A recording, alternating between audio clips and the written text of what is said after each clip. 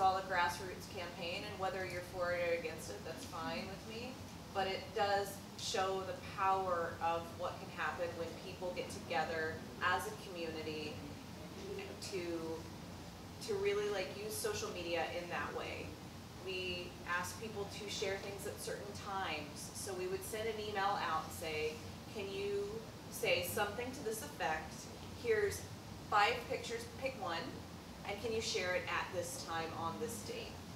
And so by doing that, we would have huge blocks of people posting the same information, posting the same links, posting all the same stuff. So whether your demographic is teenagers or your demographic is 50 plus and whatever, everyone was still getting the same, almost the same message at the very same time. So there was a chance that you were more likely to see it.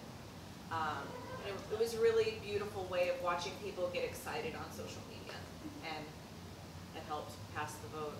You know, if you look at it, Monsanto had $10 million. Hawaii Center for Food Safety had like 100,000, and it was a totally grassroots, people coming together, people posting this, and people like talking about what their connection to the land, which I really think pulled at people's heartstrings to make people come out and vote.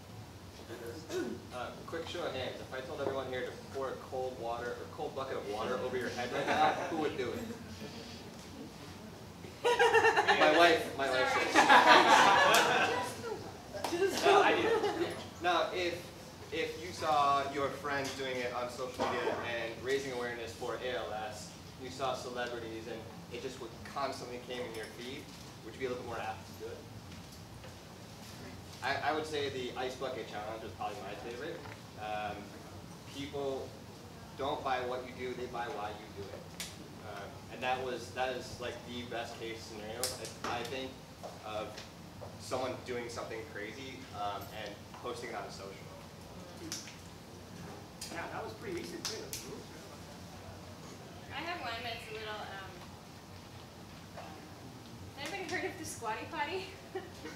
Yes. That's like popping up on my feed. Yes. Facebook advertising. I am not easily shocked, and when this came to my feed, I was like, my jaw just dropped. I was like, is there a unicorn pooping rainbow ice cream? It's like rainbow ice cream. So, oh my god. So it's a video. It starts off with this unicorn pooping ice cream, and it goes down a conveyor belt, and then there's this like swarthy like red-haired night guy, and he's like, this is creamy, delicious ice cream, and it's delicious right from his sphincter. And then he's pooping more ice cream, and then he's like, he poops very well, but you know who doesn't poop very well is you. And it's this whole thing about this stool that you sit in front of a toilet that adjusts your body so that you poop better, like the unicorn. Genius. So I went to the guy's sites that did this, the Harmon Brothers. They're like the viral video kings, like, and that I was like, I just would like to, but at the meeting, can you please have a pooping unicorn? So I've just hit that, and it's gotten, you know, millions of hits. And so now I don't know how much sales has increased for this company, but it's way outside the box, but it captured for sure my attention. That's actually interesting. Talk about video as a content, creation, because to me, I think video is much more of a higher threshold. Production quality has to be at a certain level, but then I see, social media personalities like Gary Vaynerchuk, who he has this whole thing where it's only one take. He's like, I'm not going to waste my time to try and do this crazy video. Like, people ask him questions, they write in, and he just does the one shot, almost like a selfie video, or he has someone there, and it's raw, uncut, and he's real. And I think that connects with his audience, and maybe that's not across the board. But there are different ways, and I kind of am pulling from my head different stats of the insane amount of time spent online, including Facebook. Facebook not wanting YouTube on there because of everybody's just watching videos. And Facebook rolled out with a new app actually very recently where the video experience is incredibly elegant. And so I just wanted the panel to maybe kind of chat about how can you do video at a good level without a budget, and how do you kind of approach that? What are your thoughts? So I have a client who's a company called Little Gay Book. She is a lesbian matchmaker, and one of her top things that she does is she literally just sits there in front of a camera on a tripod, thusly, and she answers people's questions. So women will just write in dating questions. Oh, I'm dating this person, blah, blah, blah. And she'll just sit there. So Shelley from Honolulu says, and then she answers it. And they're like less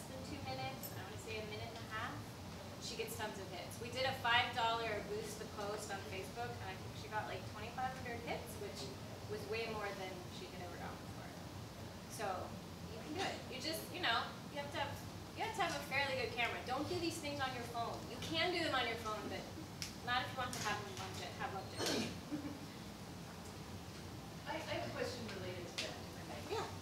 We talk about blogs and the value of blog. What about the difference between having a blog or a video blog? It's a lot easier to do a video blog. Easier? Is it? Or a Periscope. Is it? I'm a writer, so it's easy for me to pump out. I mean, for me, a blog is anywhere from 300 words to 700 words. I don't expect, like, so I can pump a blog out in 2 hours. I do manage a theater. Like, So you are better so on I could video. ask an actor, tell me why you love being in the theater.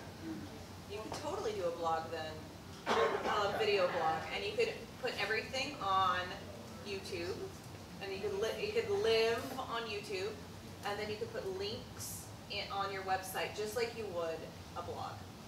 But I think that's a good example of what makes the most sense for you. Right. Agreed. What are you trying? What is your brand? Who are you trying to reach? What's going to get that message out there, right?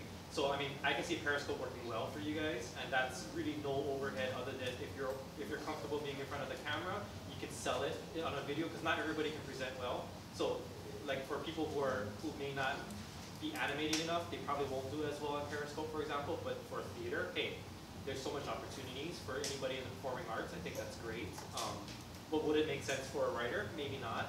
So yeah, who's your audience and what's going to get your message out there in the best way possible?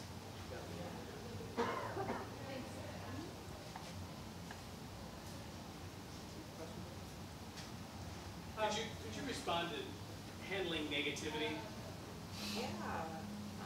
So let's talk about the Maui vote, because there's a lot of haters there, right? We call them trolls because I literally picture. That's how I just picture the people, like just sitting out there.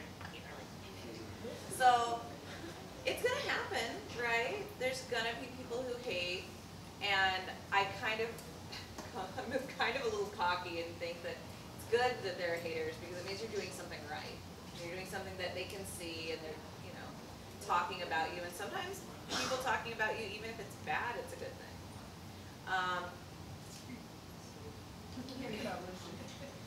Like it's not the worst thing in the world. But with Hawaii Center for Food Safety, we made a post about, if you're here to bring hatred or to use negativity or to use foul language or to personally attack people, we will ban you. So we would do that. So if there were people who were trolling and they were doing these things, we would just automatically ban them. And so that we kind of had this safe fire where every 2 weeks we would post the same thing about bringing positivity to the group. And if you do see a post, that's fine. It's totally okay. We're here for the discussion, but we're not here for the trolls, right? So it's okay to delete them. I think with negativity too, you have to look at, who is sending it, and like, are they just complaining because they look like a complainer, or are they like really bringing it genuine, like this is a bad experience that I had that you can address. Like I work for a for-profit, but oh, the bathrooms were a mess at All in One Center. Like, okay, we can respond and say thank you so much for that feedback. Like, what restroom? We can take care of it. If they're just like, it's so crowded, I can't find parking. Like, maybe we're not going to respond because they just are going to. People are, they're going to complain, and we can thank you for your comments or whatever. There's an 8-story parking deck on the other for construction. the record, 4,500 parking stalls right there for your parking pleasure. But so there's the points where, okay, this is a customer that we do need to address, we do need to help, we can do something about this, we can make it better. And then there's a person who's like just complaining because they're gonna complain. And we had an instance where this customer's complaining and it had gone up through our like tracking channel, and they're like, oh, you have to respond. And I looked at their feed and they have 1 follower. I was like, I'm not going to respond. Like, they have 1 follower, and it's going to make a bigger thing if we respond to them in our feed where we have like 25,000 followers. Like, now everyone's going to see it versus their 1 follower. So I think you really have to take it on a case-by-case basis. Definitely look at it as an opportunity as well.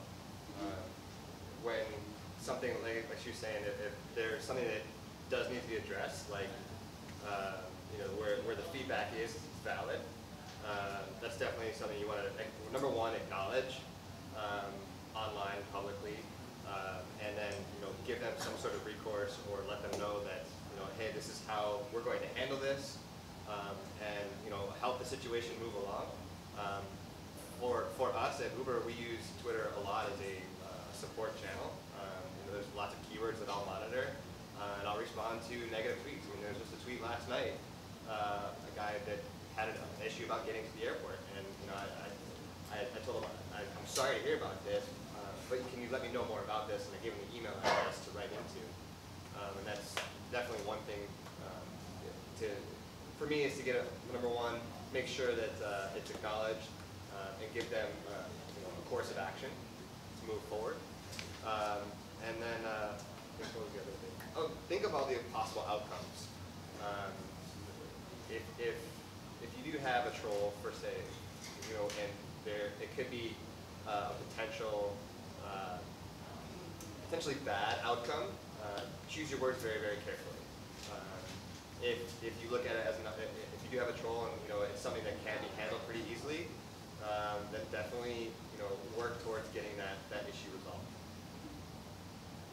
And there are times you can't completely turn around a negative situation. We had a customer who had a significant following and complained about something he had overheard one of our public safety officers commenting, and we addressed it with him immediately. And whether or not, we weren't there, we don't know if this person really said this particular comment, but we talked to that person, we